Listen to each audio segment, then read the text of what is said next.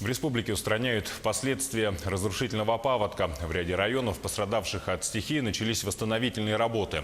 По официальным данным, на сегодняшний день в воде оказались 39 населенных пунктов в 10 районах. Пострадали 1262 дома. Всего в них проживает более 3900 человек. Все подробности в материале Саргланы Захаровой. Районы Якутии приходят в себя после разрушительного паводка. Вода, стремительно подтоплявшая все больше территории, оставила после себя разбитые дороги, поваленные столбы, отсыревшие дома. Сумма ущерба районов исчисляется миллионами рублей. Более полный список по Амгинскому улусу, это где ущерб составляет по предварительным данным 289 миллионов. Так. По Усмайскому улусу тоже представлены, где ущерб более 122 миллионов. В Амгинском районе пострадавшие от паводка получат единовременные выплаты уже в эти дни. Размер компенсации составляет 5000 рублей на человека. Также в скором времени выделят средства на возмещение материального ущерба. Сейчас одна из главных задач – восстановление инфраструктуры. По аварийно-восстановительным работам на автомобильных дорогах на территории Амгинского района сейчас в данное время работает около 30 единиц техники по восстановлению дорожного хозяйства. На региональных дорогах на всех направлениях уже проведены аварийно-восстановительные работы и дорожная связь восстановлена.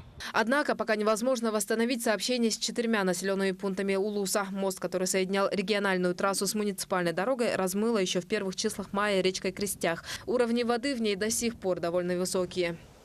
Большая работа по восстановлению ожидает Усмайский район.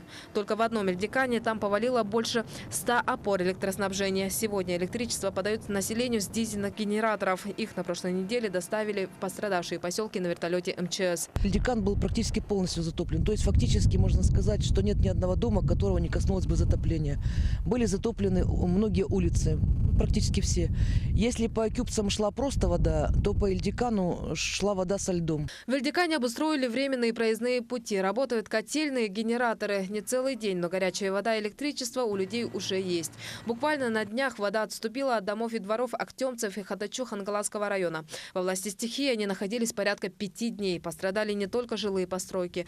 Большой ущерб наводнение нанесло сельскому хозяйству. В основном пострадали это коровники. Ущерб нанесен посевным культурам в Актемском наследии. Большой урон у нас нанесен в селе Хотачу. Там у нас крестьянское хозяйство Егоров занимается выращиванием овощей открытого грунта. Там пострадала рассада по капусте и картофелехранилище. В эти дни в поселке для установления масштабов последствий паводка выехали сотрудники Минсельхоза Республики и Федерального Россельхозцентра, которые занимаются возмещением убытков сельхозпроизводителей. Оценить весь ущерб, нанесенный стихией районам республики, еще только предстоит. На восстановление уйдет не 1 месяц, однако работы уже начались. Вместе с рекой жизнь возвращается в свое русло. Сарглана Захарова, Джулус Иннокентьев, филиалы в Амгинском, Усмайском, Хангаласском районах, Якутск.